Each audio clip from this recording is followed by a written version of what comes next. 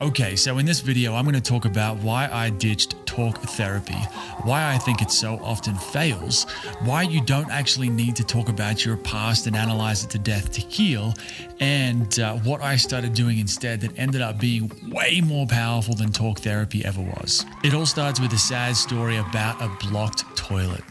So have you ever been to the toilet, you've done your business and you go to flush it, except instead of the water going down and out, it kind of floods up and fills up the bowl, right? It's when the toilet's blocked, there's something clogged in there, and it's a bit gross depending on what you've just done, right? This is a blocked toilet. Now, this happened to me a year and a half ago here in Peru where I am right now, and it was pretty gross, right? So I was frustrated with it. I wouldn't say I was too upset, but it wasn't great. So I live with another Aussie guy here in Peru, and I went to chat to him. I told him all about it. I was venting. I was explaining how I felt, and we even talked about some of the ideas of why it might have been happening. Was it the food? Was it something else? So I really processed it, in that way, and it helped to vent, to talk about it, and all of that. But guess what? The toilet was still blocked, right? That's when I realized, I can talk about it. I can analyze, I can vent it for a million years, say, if I was going to live that long, and it still doesn't unblock the toilet or the pipes, right? I can analyze it. I can journal about it. I can develop sophisticated theories as to why the toilet got blocked this time around as well, right? I could think maybe there's too much fiber in my diet, right? Maybe I'm not drinking enough water, or maybe the toilet is just sick of my crap. But at the end of the day, it's not really about talking about fixing the toilet. It's about getting a damn plunger and going to the toilet and clearing the pipe, whether that's with, a plunger, or, you get some wire, or there's probably different pipe cleaning tools, some Drano, something. You have to focus on the actual blockage in the pipe. I can talk about it for a million years and it's not going to change it. You get the plunger, you do the thing, you unblock that pipe. So anyway, that's how toilets work. Of course, we all know that. But I think sometimes we forget that this is also how our system works, not just the mind, right? Our thoughts, our anxieties, worries, fears, all of that. It's not just a mental thing. It's totally intertwined with the body, with the nervous system, with our survival response, with fight and flight and freeze, right? And so we forget that we have some thoughts. We think we're going to go to a therapist and we're going to talk about it. We're going to analyze it. We're going to figure out where this stuff came from when we were, 3 years old. Oh, it must have been that thing that happened when dad said this, or mom said that, or when this thing happened, or that thing happened. But that's like me going to my friend when the toilet was blocked and talking to him about, hey, maybe it's that I don't have enough fiber in my diet, or maybe it's that I eat too much sugar, or I've got a parasite or something like that, right? We can talk about the problem to death. We can talk about it for our entire lives, and some people do. But the real solution comes when we go to fix what's the actual problem that's going on. What's the real issue? In the case of a toilet, we have a blocked pipe. In the case of worries and fears, I think it's not really just my experiences. It's not just a mental thing. It's not just a thought. I don't know why we call it mental health, but it's not. I don't think it's really accurate to say it's just a mental thing. It's system-wide, right? Fear, we might feel butterflies in the belly. Anger, we might feel in our chest. Love can be a chest thing. We talk about opening our hearts. These are full body experiences.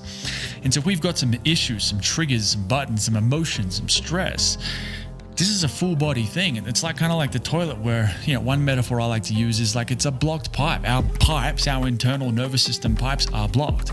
And we can talk about it. We can complain about it. We can vent. We can analyze it with our therapist. Talk about it to death. I'm talking about talk therapy here. But until we get into these pipes inside of us and clean them out, like you might clean a toilet out, I'm not saying humans are toilets, it's just a metaphor. But until we get in there and clean the stuff that's in the pipes out, nothing's really going to change. Kind of like until I go to that toilet with the plunger, if I just talk about it, nothing's actually going to change. Okay, so I'm not saying that talking is useless. Sometimes talking is good. It can help to understand and get some context for what's going on, and that can help the system to relax to some degree. But I think about that as that's like the starting point. We want to be able to talk about it. We want to be able to explain, hey, the toilet's blocked. I need to look for a plunger, that kind of a thing. But at the end of the day, the real work happens when we know how to get into the pipes, right? And this is why I said at the beginning, I'll show you or explain why you don't need to actually talk about the past to heal it. Because it's not about remembering often. It can be a little bit about the memory, but it's largely about feeling the feelings from back then. It's not about talking about it, right? That's why you don't need to endlessly rehash and repeat and talk about what happened to you. You need to learn to connect with the feelings that were generated at that moment, okay?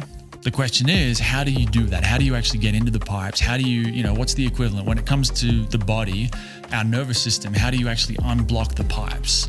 How do you what's the equivalent of a plunger for a toilet? What's the equivalent of that for a human body? Okay.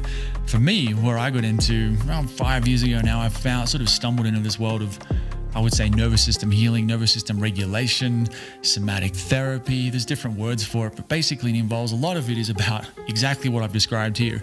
Getting out of your head, out of the stories, out of all the ideas about what may or may not have happened to you and what it means and why it's wrong and why you're anxious. Letting all of that go and focusing on, hey, can you feel the ground right now? Do you know what it's like to feel safe? Can you orient to the safety in your environment? Do you understand how your nervous system regulates itself? There's all these different things. And I'll go into this in another video shortly. But that to me has been the most effective and powerful way to get into the pipes of my nervous system and clean them out. And as a result of this, 5 years later, talk therapy to me is like like I said, I think it's a starting point. I'm not saying it's useless. But I think the real work happens when we start to feel. And for me, learning how to do that was 3 things. Education about the nervous system, fight, flight, freeze, how your vagus nerve works, why you go into anxiety, and how to bring yourself out of it, not through talking, not through taking a deep breath, but understanding how your nervous system finds regulation. So understanding the theory of the nervous system is step 1, the education. Step 2 is following your impulses. If you need to go to the bathroom, you go. If you're hungry, you eat. If you're tired, you sleep. If you're thirsty, you drink, right? That starts with feeling subtle physical impulses in your body, right? And then of course from that we build, and then you can start to feel even more subtle things like rage or terror or anger or shame or guilt or different things like that. And the third thing is you just have to believe that you can do this. You have to believe that whatever issue you think you have, it's not a personality trait. It's most likely an adaptive mechanism, a survival program that you developed at some point, unconsciously at some point in the past. And all of that can change. Okay, if you want to learn how to do this, click this video right here. It's the first lesson in the Rage Heart Academy, where I teach people how to regulate their nervous system and how to feel like I've described here.